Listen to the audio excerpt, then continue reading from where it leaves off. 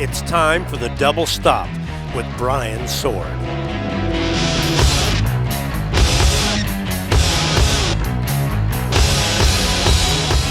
Welcome to the Double Stop Podcast. I'm Brian Sword. What you're listening to right now is Perry Mason by Ozzy Osbourne, as released in 1995. Now what you're listening to is the original mix done by Michael Wagener that was never used. Somebody posted it to YouTube, and I have it here to show the comparison. Very big difference. We're talking to Michael Wagener today about this and many other things throughout his career. Here's my conversation with Michael Wagener.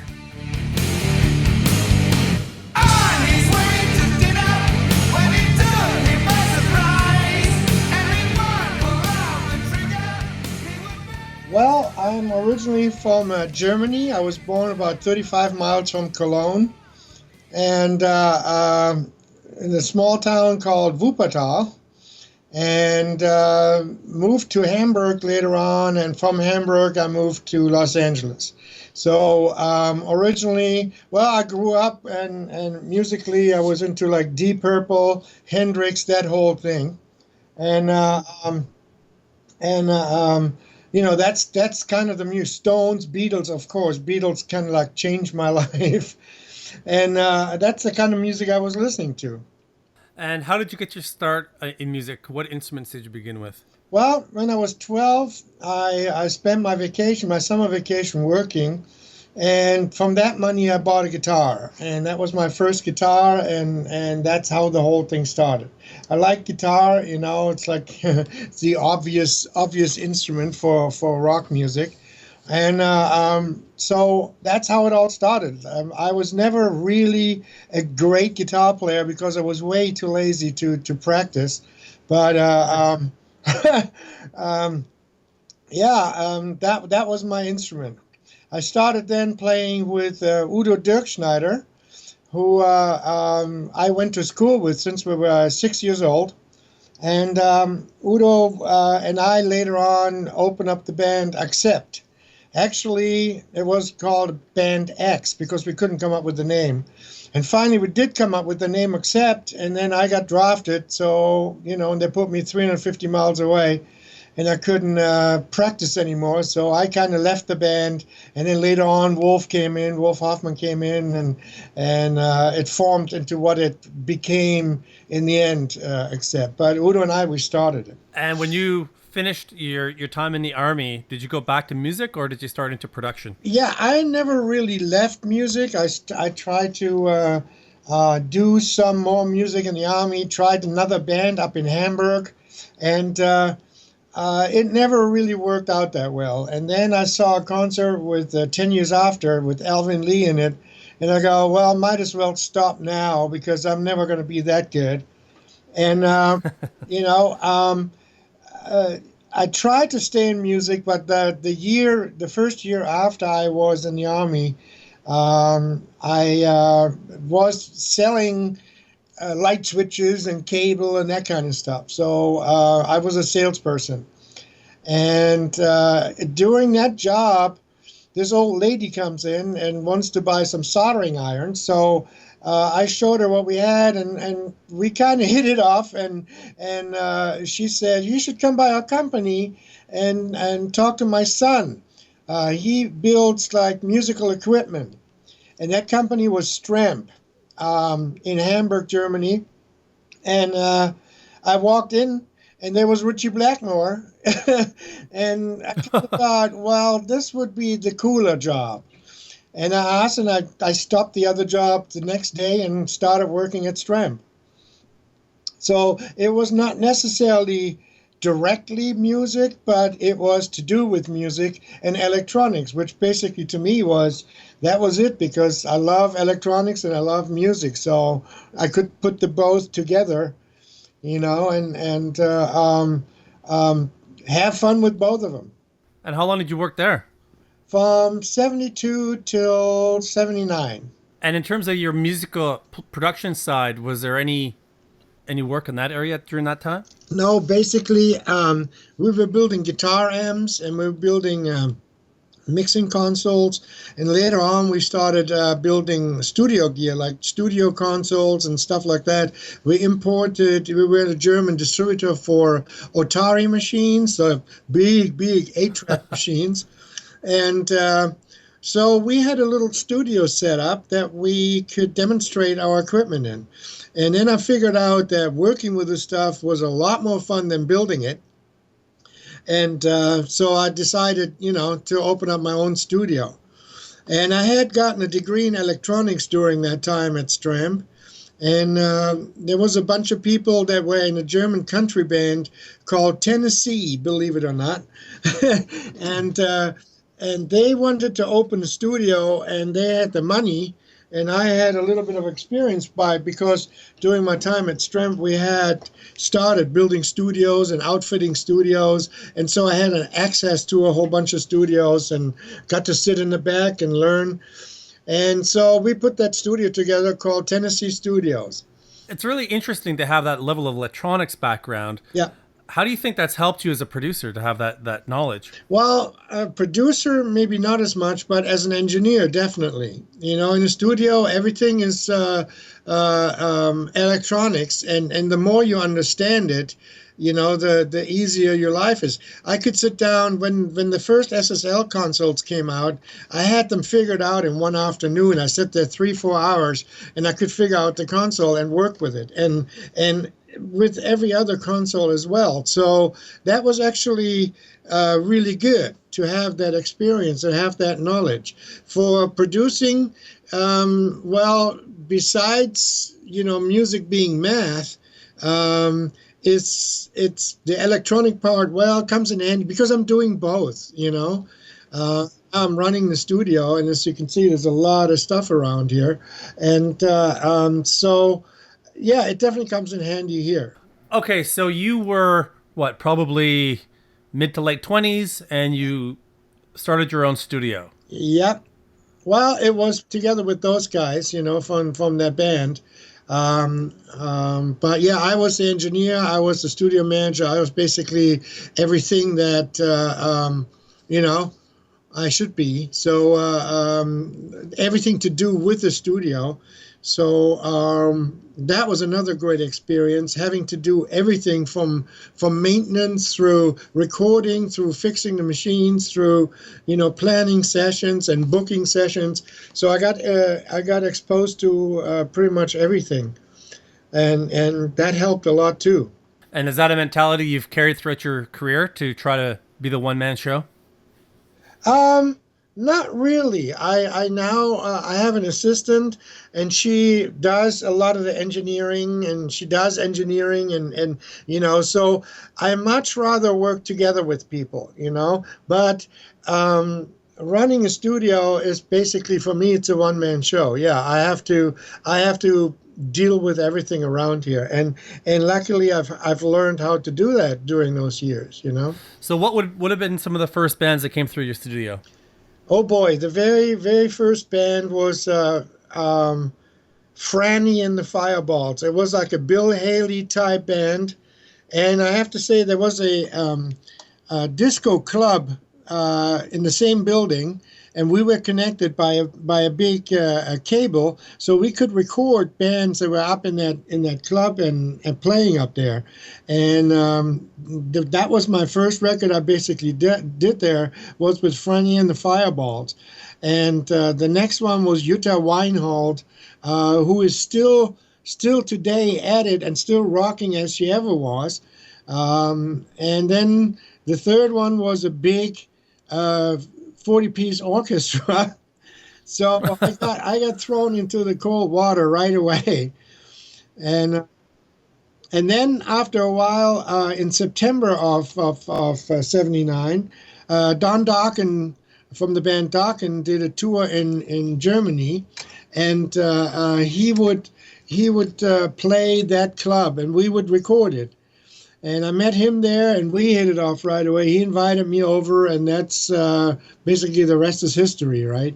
The Dokken Back in the Streets record, I've never really understood what that was, because that's pre-George Lynch, right? That's pretty much pre-everybody. That was Greg Pecka was the drummer. in the band. I don't know if he's still in the business nowadays. And the bass player was Juan Crucier, who ended up in Rat later on. And that was Dokken, and Don would be playing all the guitars. And what happened there actually was that Don and we recorded the whole live show, mixed the whole live show, and then we ended up doing, I think, 5 or 6 more demos. And that's what you're hearing on Back in the Streets. Those are demos.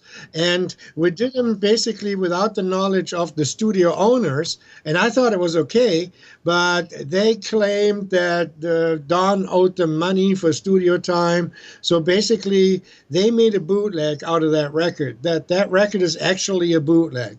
It's actually not supposed to be out. But that was pretty much my first rock recording. And no, George Lynch wasn't even in the band. Half the people on the cover are not in the band. And people that were in the band are not on the cover. It was very confusing. But it was the songs were all written by Don Dokken, and some of them are written by Juan Crucier. So what was the reaction then when that album got bootlegged? Well, that happened years later, and I think it went to number 2 in England. And I don't know. I didn't know if Don had okayed that, but as far as I heard later on, Don went and talked to me about it and said, hey, they just bootlegged that album. So they weren't supposed to bring that out, but they did it anyway. I actually left that studio because there was a lot of shady stuff going on there at some point, and that I didn't want to be involved in. So I kind of left and said, hey, I'm out of here. I'm going to America. And that's what I did. And did you do that right after, like around 1980 or so?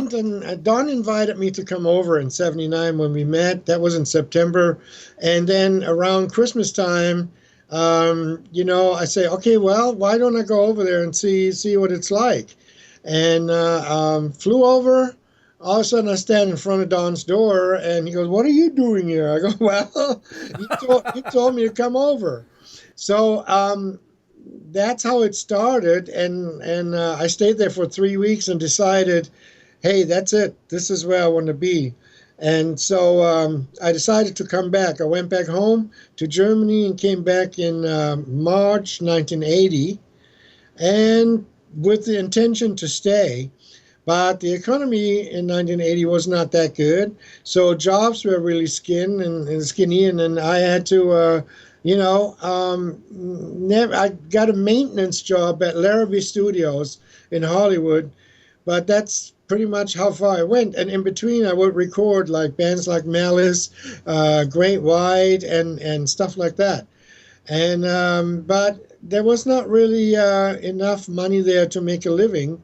So I went back to Germany, went on tour with, did live sound for Accept on the Judas Priest tour, and, went back and forth, ended up doing Mötley Crüe in America, the first album, and, a whole bunch of records, and then finally in 1984, when I was in Germany, I got a call from Tom Zuthaut, who was A&R at Elektra Records, and he wanted me to come over to do a single with a band called X. And X was an underground punk band at the time. And we did that Trog song, Wild Thing. And ever since, I'm here. And why a punk band then? If you were into the rock scene, why would he have you come back for punk? I don't know, because he wanted to make him more commercial. Commercial was the big word back then, and we kind of did that, and they kind of liked what was going on. So then, a few months later, Tom got me to do the whole album, Ain't Love Grand. And we made it very commercial, which, when I look back, it wasn't the right thing to do for the band. But on the other hand, it got me a lot of press because of that, And it got the band, I think, their only hit song. and or a charting song. And so in altogether, it was good for me. It was basically good for the band, but they didn't see it that way. So, but I had made a big step forward, and people had, now heard of me, and then the jobs just, came in more and more and more. And those are still back to more of a straight ahead rock and roll then. It's almost what you would call pop now. Nowadays, Tooth and Nail is almost a pop record, but back then it was a rock or almost a metal record, and that's my kind of thing. Like I said, Deep Purple, Journey, Foreigner, bands with tough music and lots of harmonies and that kind of stuff. That's my favorite kind of music. Now, when you did the couple of, or like the Breaking the Chains and the early Accept and the Great White, were those done back in Germany, or is that when you were flipping back and forth? Well, Breaking the Chains, Don and I, when I went back to Germany, Don came over and we did a demo, which later on turned into Breaking the Chains. In fact, Gabi Hoffman, Wolf Hoffman's wife in Accept, she took the demo and sold it. And then, okay, good. Now we had a record deal and we could make a record. We did the record in Germany at Dirk's studio in Cologne. And it was later redone. 2 years later, it was redone when he got a deal with Elektra at Total Access in Redondo Beach. We redid guitar solos. We redid vocals, of course, remixed the whole thing. And but yeah, that was basically my first production. Yeah, it was done in Germany. And Mötley Crüe, I just mixed that record when it was for Leather Records, and they only, I think, printed 1,000 copies of that, and that got remixed by Roy Thomas Baker later on. But that was done at Hit City West, which was Andy Wallace's studio, I think, at the time. So things start picking up then around 84, and you start working on some pretty, you're working on Elektra Records, Atlantic Records, big companies for big bands, or I guess probably up-and-coming bands would be a better way to say it. Yeah, in the case, I mean, Mötley Crüe was unknown, at the time. That was their first, and then I knew Mick Mars from before. I had worked with him before on a demo from that band, what was his band? It'll come to me. So I had worked with Mick, and so he approached me. Hey, dude, if you have time, you have to help me mix my new band, and it's called Mötley Crüe. I go, what? It's called what? So for a German, a very weird word, So, and then, I was working with Elektra. I was working with Atlantic, EMI, with Malice, and all over the place, basically. So what was the next record that really turned up the juice for you? Was it Tooth and Nail? No, Tooth and Nail I just mixed. Tooth and Nail was produced by Tom Werman and engineered by Dwayne Barron. And there was, I don't know what was going on, but all of a sudden we got called in. Roy Thomas Baker and we got called in to redo the record. But I think that was like a common thing. So we just mixed it. And actually Roy got called in, and Don insisted on me being there. And then at that point, Roy mixed one song and goes, hey, just do your thing. And so I mixed the rest of the record. And so that's the second one. But the first really big one was Under Lock and Key, another Dokken record. And that was a big one. And Don was, at that point, he was with the Q Prime Management with Cliff Bernstein and Peter Mensch. And the success of that record got me into mixing Metallica, Master of Puppets. And then also I hooked up with Atlantic to mix White Lion. I had a German band, Bonfire, I did 2 records with, and Alice Cooper. I worked with Kane Roberts, who was the guitar player in Alice Cooper at the time. And Kane got me to remix Constrictor, Alice Cooper's records, and later on to produce Raise Your Fist and Yell. For the Under Lock and Key record, George Lynch has said many times that, in his opinion, that was his best guitar tone. What was it about that record that made his tone so special? Well, it's actually pretty funny because I think everybody knows that George and Don, their two egos didn't quite match. So we had to keep them about 20 miles apart in two different studios doing vocals and guitars. And George, always being the funny guy, said, hey, when we got the guitar tone, he goes, hey, I always get a good sound with my Fostex 4-track at home. So I go, well, bring it in. So he brought it in, and we set up a whole bunch of amps, whole bunch of microphones, and routed everything in the end through the Fostex 4-track on 11. And that's actually the guitar tone on Under Lock and Key. There have been a lot of people talking about, amp builders and stuff like that. Oh, yeah, this is the amps that George Lynch used on Under Lock and Key. No, it wasn't. It was two Marshalls and two Laneys, and everything went through that Fostex 4-track. That's a bold move, I'd say. Yeah. It was actually a joke, because he said, oh, I always got a good tone, just to like mess with me. And then, I go, well, bring it in. So he brought it in, and then we used it. We came, hey, that does sound good. Well, let's just use it, I'm really quite fascinated by that. That's a bold and confident move for you to go ahead and do that. Is that something that you do a lot, to try to experiment and use gear in untraditional ways? Yes, absolutely. I've used everything from trash cans for kick drums and everything. That was always the fun of experimenting. And at that time, you had a $500,000 budget, so you had all the time in the world in a great studio, and you could experiment with that kind of stuff. Basically, the main reason why I have this studio now, so I don't have to look at the clock when we're recording,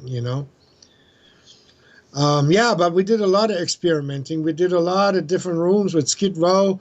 We recorded the drums in a convention center. In the same room, they had 120 cars the night before. So you can imagine how big that room was.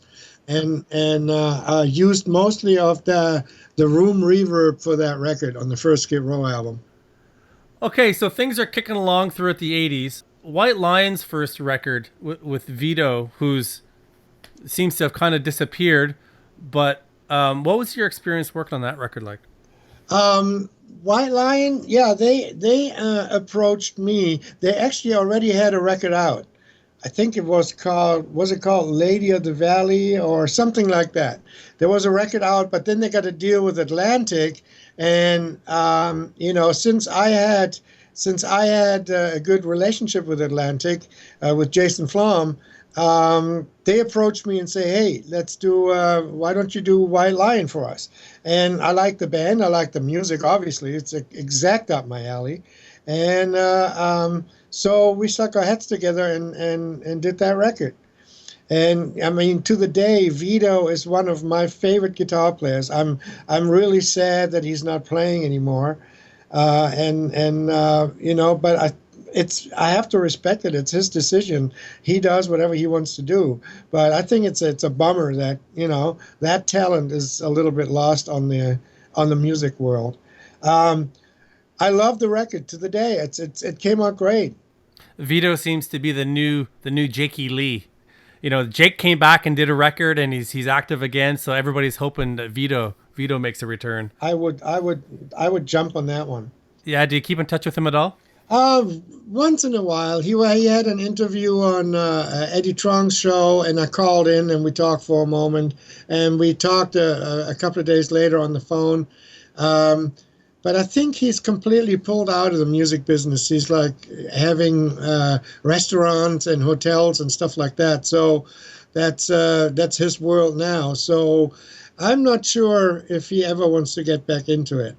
But no, we're not like in constant contact. But yeah, once in a while, every 3 or 4 years. I've had Greg Frazier from Brighton Rock on the show. He has lots of fond memories of working with you. What was your experience, and how did you come to work with this new band from Canada in the Well, mid I don't know '80s. how it came together. I think it came through the manager, or I think at least that was who approached me.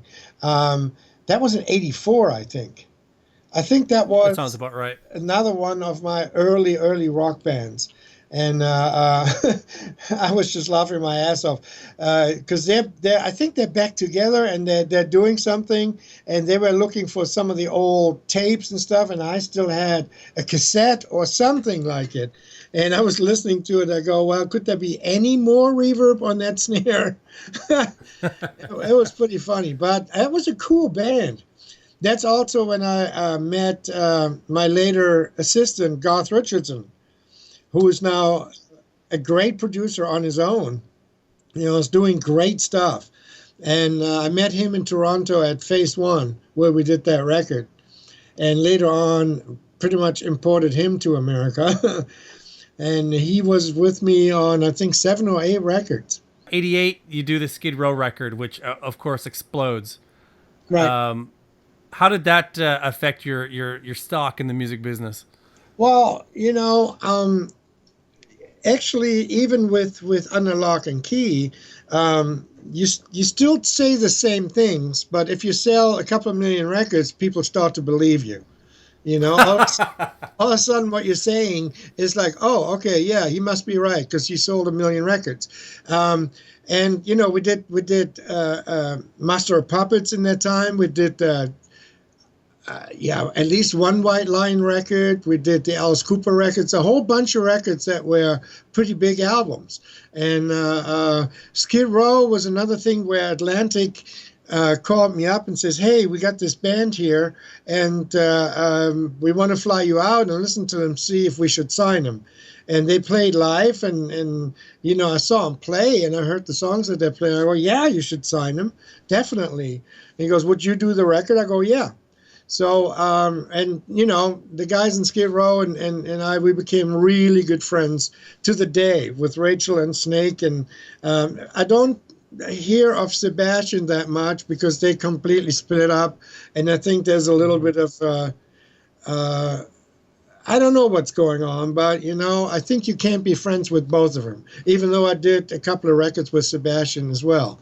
But yeah, we're still good friends, and that was completely up my alley with that kind of music, and we had a great time doing that record. I think that's one of my best memories for recording or producing an album that we had, because everybody was young and crazy, and everybody was totally into doing this album and working hard, and it was a great time. So I have great memories of that one.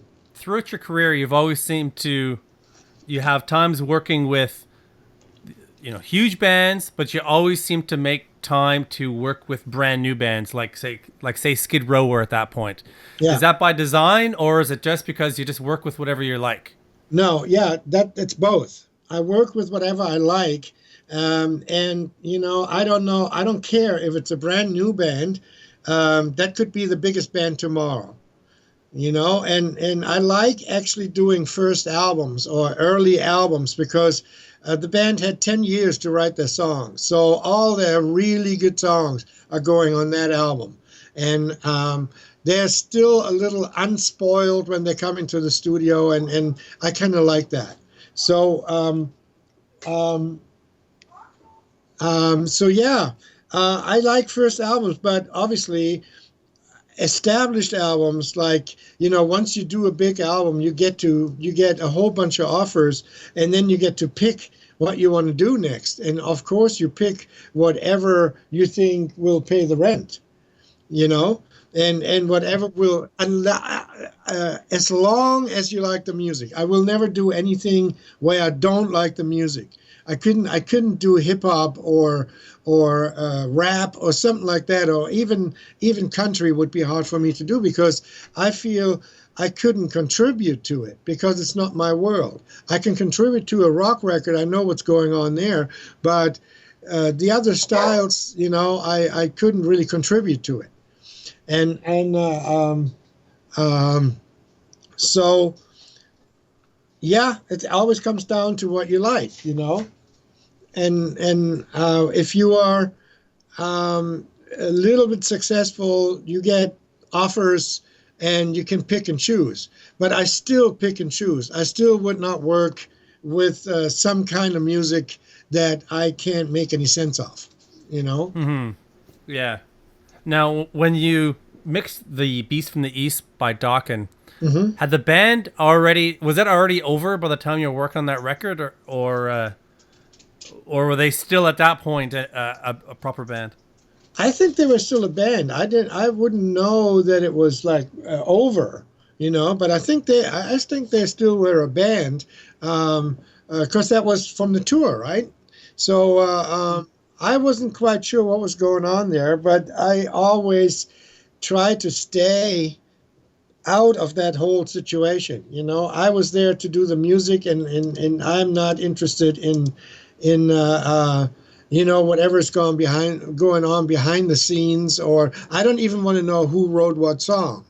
You know, I just want to do the project and not being influenced by outside stuff that's going on in the band. I'm not quite sure if the band had split up at that point, or if they were still together. I can't remember.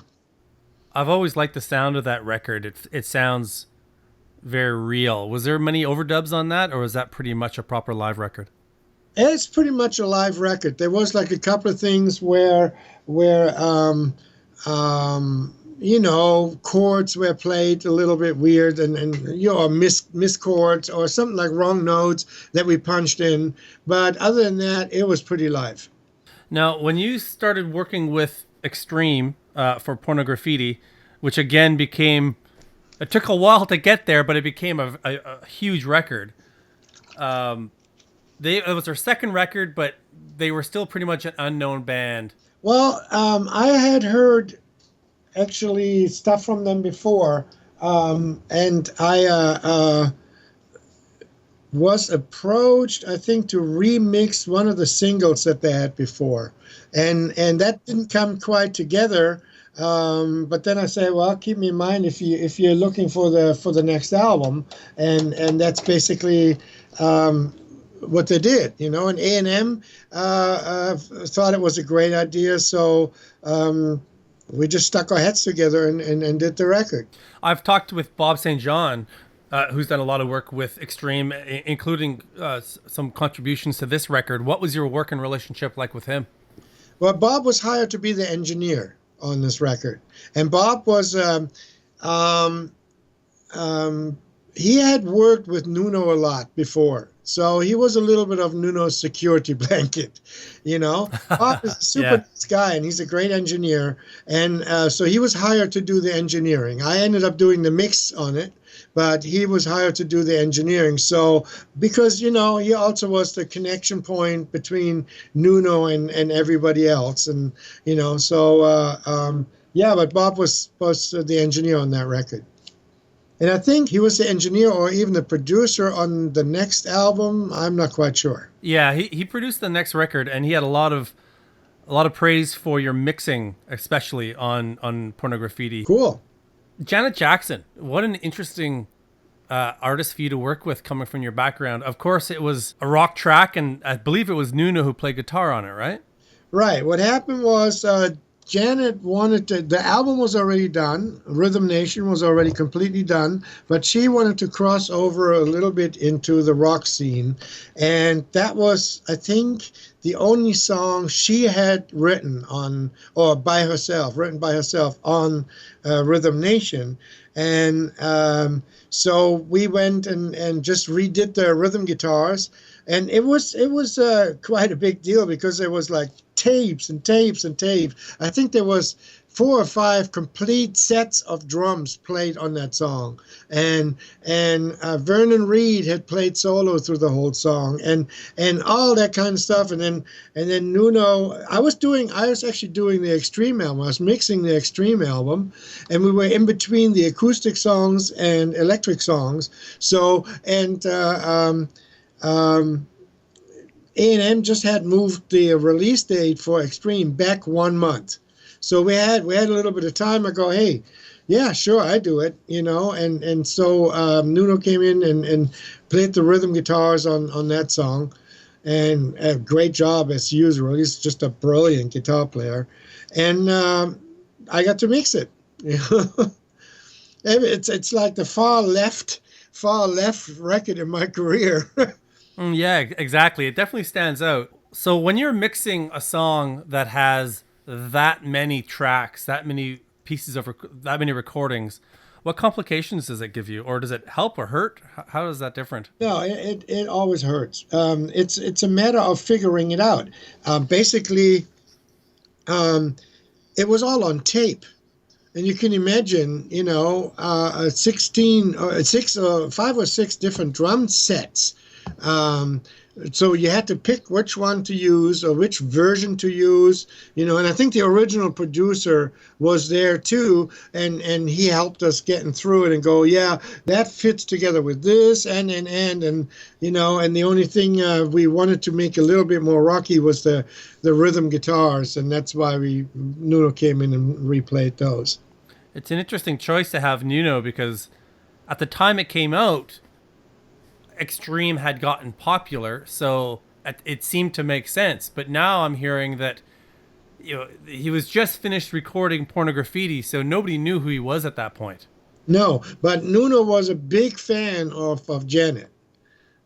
Janet was his idol, and that's basically in the same company, A&M, and that's basically how it came together. And Nuno goes, well, can I play guitar on it? I go, well, let me ask him, and we see, we see. Yeah. So that's how it came together. Were you surprised at all when he started playing guitar for Rihanna? I found out way later. When I saw it on TV, when I go, wait a minute, is that Nuno on stage? And then I saw his amplifiers, his signature amplifiers, and yeah, so I was surprised, yeah, because I think Nuno is a full artist in his own right. He's a great writer, he's a great player, and to see him play basically in the background was I was surprised about that. He's still playing with Extreme though, so I don't know if it's simply pay the bills and have the freedom to do what he wants outside of it, or I don't know. I'm not quite sure what he's getting out of it, but it's an interesting choice. Yeah, I don't know. It's it's his thing. Extreme, I think, just went out all summer and did the Pornografitti live show. They played the whole album live, so that should be interesting. And again, your trend with jumping back into new bands continues with Saigon Kick. And I've actually also had Jason on the show. And again, he was full of praise for you. Tell me about working with Saigon Kick, because how he explained it was you went to a show, you liked them, you got them signed, and were in the studio like a week later. It all happened really fast. Actually, we were in the studio 4 days later. Yeah, it's actually true. Again, it was Jason Flom at Atlantic who called me up and go, we got this band I want you to hear. I go, well, send me a cassette. And he goes, nope, you're coming out to Florida and you're seeing them live.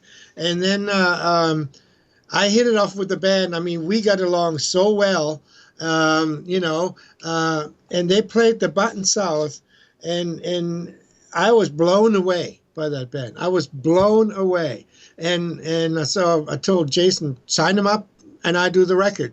And that was actually, he called me on a Wednesday. I flew out on a Thursday. They've played on a Friday. And I remember it as it was yesterday. At 3 o'clock in the morning on that Friday, we sat in a little fast food joint called Wags, which is funny. And we were discussing, and at 4 o'clock in the morning, I had the studio booked for Monday afterwards. I had the drums rented, and all that kind of stuff. Flights were booked, and everything was done. And there was another A&R guy at the time as well. And he goes, so, do you like the band? I go, yeah, we're starting Monday. So, yeah, and Saigon Kick, they would practice 8 hours every day. And they were so perfect with playing their parts that we recorded the whole 11 songs in 11 days. We did a song a day, and they played everything at the same time. Sometimes even the vocals were done at the same time. And in most cases, the guitar solos were played while the drums were recorded. And then we would go and overdub some rhythm guitar or something, but and then backing vocals. But other than that, they were so rehearsed. It was a big joy. And I have to say, it was also one of the craziest bands I've ever worked with. In what way? In just like a rock and roll way, you know. I think they went through 3 rental cars in that time, in that 2 weeks, and it was just nuts. The stuff that was going on at the studio, which I probably shouldn't be getting into too close, but yeah, it was just nuts. That band was just crazy, and I love Matt's voice. And his whole attitude and his whole, way of singing and expressing was really, really good. And Matt and I were still friends. I have talked to Jason briefly via Facebook, but Matt, once in a while, we talk on the phone. And if he's in town, we get together and, It's such an interesting band because they remind me of like a Led Zeppelin in the sense of, you hear a first song, you still have no idea what's to come. Right. Like every song is completely different stylistically. Like they'll have a kazoo solo, for example. You just never know. I'm playing on that. And when you listen to that, there's a funny little story because we used to annihilate sushi during that time. So we just came back from a sushi lunch. And we went back in, and we all stand around the microphone playing that kazoo solo. And then there was some fish smell going on. So in the middle of the kazoo solo, I go, fish breath. And we left it in there. If you listen very, very closely, you can hear me going, fish breath. The Ozzy Osbourne record, No More Tears. Again, I love talking to you because I've talked to a lot of people you've worked with. I interviewed Bob Daisley. And he kind of blew my mind when he told me that he played every note of bass on that record because it really, the impression was something quite different. You know what? I don't even know that. I don't even know. But No More Tears had been produced 3 times and mixed 3 times by the time I got a hold of it. Sony came to me and played me the record or played me some songs and they go, can you do better? And I go, yeah, because you can always do better if you already have a sample. So I go, yeah. And so I got to mix the song, No More Tears, and they played it for Ozzy. And Ozzy told me later, well, you know what? I did not want to like your mix because I was already done with that record. We've done it for 3 times, and I wanted it done and over with. And so I was in my house in England where I have a $20,000 stereo, and I compared the mixes, and I didn't hear that much of a difference. And then they flew me out to the office in New York, and they played it to me on a normal stereo, and I had to admit that your mix was better. So, and funny thing is, he already had vacation booked. And so everybody agreed for me to redo the mixes. And then I get a call on my answering machine from Ozzy from Hawaii going, I like a lot of bass on my record. I like a lot of bass. And do me a fucking good mix or I'll set you on fire. And then click. That was it. Awesome. I think I still have that on some answering machine tape somewhere. So, yeah, I mixed the whole record and it came out great and was the biggest record in Ozzy's career after Black Sabbath. And, and then I was supposed to produce Osmosis. And Osmosis, the label came to me and say, hey, do exactly the same thing you did like you did on No More Tears. And then, okay, I did. And everything went going really, really well. And then we had a writing break. We had 7 songs completely done and mixed. And then we had a writing break. And then the label came to me and goes, well, now we want it to sound like Soundgarden. And I go, that's pretty much impossible. You record something a certain way, and you can't change gears like halfway through and make it sound like something completely different. It will not sound honest. And so, well, they said, well, then they stopped the whole thing, and then they got Michael Beinhorn, who did Soundgarden, to redo the whole record. And to be honest, I think Michael is a great producer, but the results that came out of that were very disappointing to me. And I still have both records in the computer right next to each other, and have the old mixes and the new mixes, and it was very disappointing. But that's the decisions the label makes, and I think Ozzy wasn't very happy with the record either, with the final record when it came out.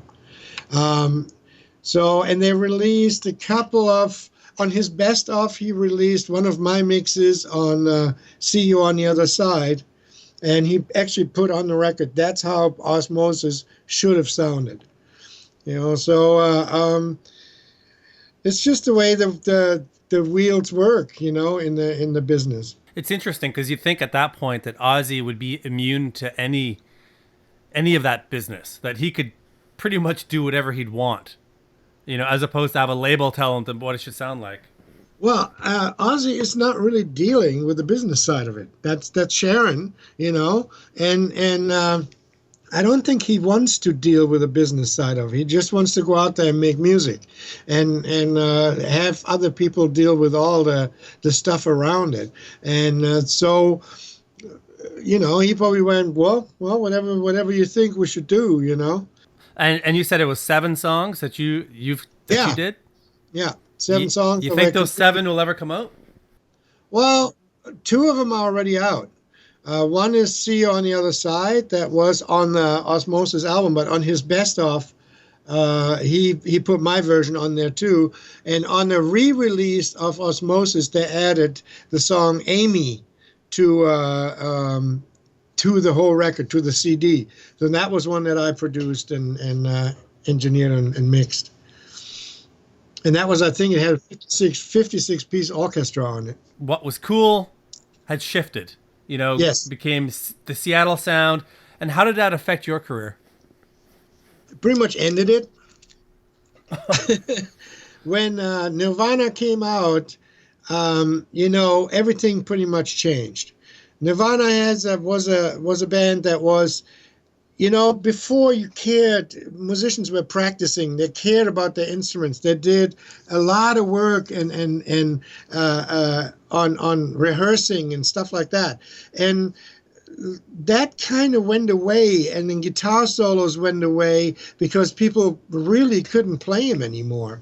It all had gone to a point where it was probably saturated with the 80s music.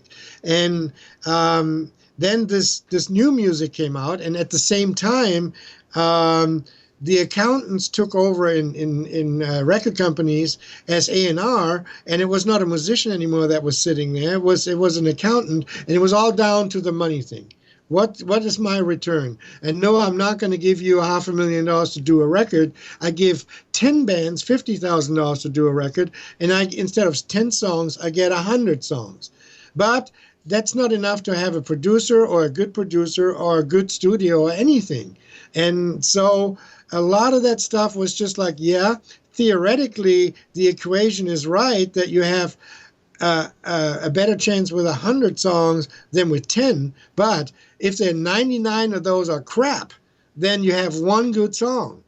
And that's basically what happened. And Nirvana had a couple of good songs. Not saying that was a cheap record, but everything afterwards was like, to the date partly, is cheaply produced, home produced stuff, or a lot of it is, where there's not really a producer involved, there's not really a studio involved where everybody's playing together. A lot of stuff is edited, a lot of stuff is auto-tuned, drums are aligned, and all that stuff is not really music in my ears, but technically it was cheaper to do, and technically your chances of having a hit were bigger because you had a bigger amount of songs, that you had not as big amount of good songs, and the chance actually of having a hit were less and less and less and less. That's what people didn't see. And at the same time, MP3s come out and Napster comes out, and the kids go, $25 for a CD with one good song? No way. I'm not paying that. And guess what? I can get it for free. I can download it. And that's when the whole thing fell apart and went to crap. But I think there is now, I'm getting a lot of calls for the other sound, the sound that's big and fat and not minimalistic, and people going back to what I call the 80s sound. They want it to be big and musical, lots of harmonies, great playing, and even guitar solos are back. And I'm getting a lot of calls for that. There's a lot of bands that go into that direction. And, maybe the kids are now young enough that they don't remember the 80s and see this all as a new version of music. And, fine by me. And that also was in line with when recording shifted from analog to a lot of digital recording. And you could have people recording an album in their bedroom. Well, there's two kinds of digital recording. I started recording digital in 1981. So records like Balls to the Wall and even Metallica and all the Dokken records and all the Skid Row records, they're all digital. They were recorded digital, but people don't know because it's a matter of how you treat digital to make it not sound digital, especially at that time when converters were by far not as good as they are now. And the bad part was when it was going into the computer, and for $300-400, everybody could record at home. So now the big studio rooms with a certain feeling, with a certain sound are gone, and somebody's doing it in their untreated bedroom. And maybe everybody is all over the world or all over different cities recording and not swinging, recording together. And that is a big deal to me. Music should still be made by musicians and not by a typist. Somebody with a keyboard and they, oh yeah, we can fix all that. No, that's not what it is. The mistakes are the good things about music. That's what makes it alive. And how do you balance that in your own studio now, where you have every tool in the world? How do you blend analog, digital? What's your process? Well, like I said, I've been digital since 1981 when the first digital machines came out, because I don't really like analog tape that much. I think it alters your sound in an uncontrollable way. There's now gear that you can use that does something very, very similar to tape sound, or almost exact, but you can control it. You can control how much of that you want to use and if you want to use it. But I've never once have gotten a kick drum or a snare come back off tape the way I put it on. It always came up more muffled, more round, not as punchy. And in digital, I just don't have that. To me, digital, with all its faults that it has on its own, is still the more neutral medium to record on. So I'm working with Nuendo. I don't even have Pro Tools. I'm working with Nuendo, but I also, as you can see, I have an analog console. And I have a lot of analog gear that I'm using, but I'm just not using tape. And I kind of refuse to use autotune and beat detection and drum alignment. I think, if it's not played right, then play it again and play it better. And if you can't play it better, then go and practice and then come back and play it better. I think, to me, that's the most important thing. Now, you also seem to do a bunch of other things these days. You continue to do a ton of recording with a whole bunch of, as always, new bands mixed with established bands. But you also seem to do a lot of teaching. Can you tell me about that? Yeah. I think that was a point that was missing, in connection with the whole $250 Pro Tools rig that people could buy for their bedroom if they bought an M box. I think it was missing that people would go through where to put the microphone and why to put it there and which microphone, and learn a little bit about acoustics and learn a little bit about recording, which at the beginning of this conversation, we talked about me getting a degree in electronics, which helped me a lot. And I try to pass that on to people. So what I'm doing is there's actually 3 or 4 different kinds of things that I'm doing. Number one, I'm doing workshops, recording workshops or production workshops that go on for 7 days here at the studio. And we have a live band. Sorry, and we record one song from beginning to end, starting with the band delivering the demo. Then we're doing the arrangement and working our way through that, and then setting up drums. How do you record the drums? Get into detail with that. People do a hands-on setting up microphones, and then we go through the whole recording process, and then we go through mixing. After that, mixing it all, do mixing theory, and then we do actually a little bit of mastering. Or if I can, if there's time, I go to independent mastering, which is Eric Kron. He's my mastering guy, and we visit his studio, and people can talk to him about what they should do and not do for mastering. And so that's the 7-day workshop. Then the other workshop I do, that's starting a day after NAMM, there's only one more space available, is a mixing workshop where people bring in their own files. Everybody brings one song, we put them into my system, and we mix it together. And everybody can learn from how we mix another person's song, because there will be problems. Obviously, there will be problems. And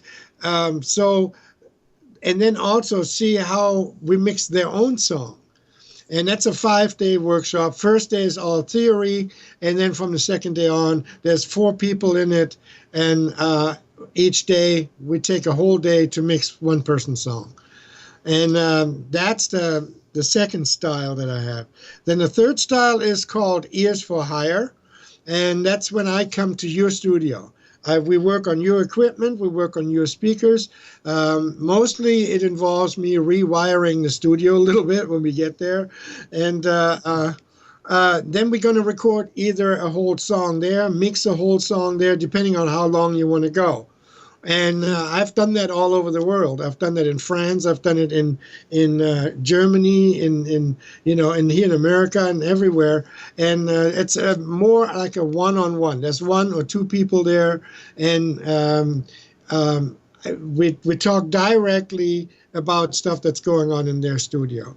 And then I do workshops with like companies, like I did in Paris last year, where there's like 15, 20 people in a fairly big room, and we do the same thing as I'm doing here, maybe in a shorter amount of time, recording and mixing one song.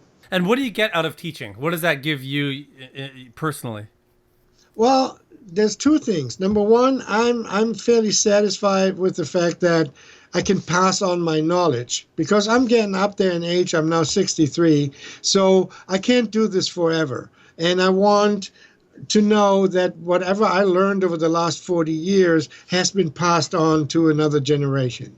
And also, you won't believe it, but doing the workshops, I'm learning as well. I'm still learning every day in this job after 40 years of doing it. So that's what I'm getting out of it.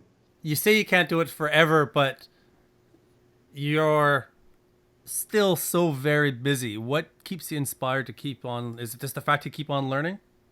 No, music.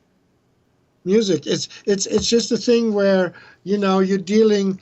If you do a whole album, it takes me 2 months.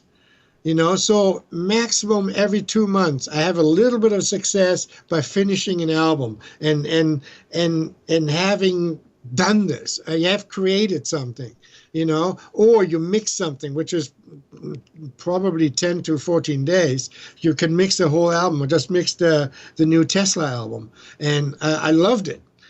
Tesla is one of the bands that we talked about 30 years ago, but it never came together because it was also, they were signed by Tom Zutaut again. And finally 30 years later, Tom comes back and goes, hey, I want you to mix this band. And it was a lot of fun. The guys are really happy with it.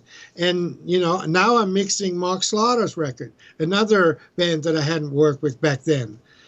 So it's still, and Mark's record is just amazing. What the guy is doing nowadays it's just amazing. It's so much fun to mix this album, and I can't wait for it to come out for people to hear it. And so I still love music. I still love doing this. I built this whole studio, which is $1 million studio, and so might as well use it, right?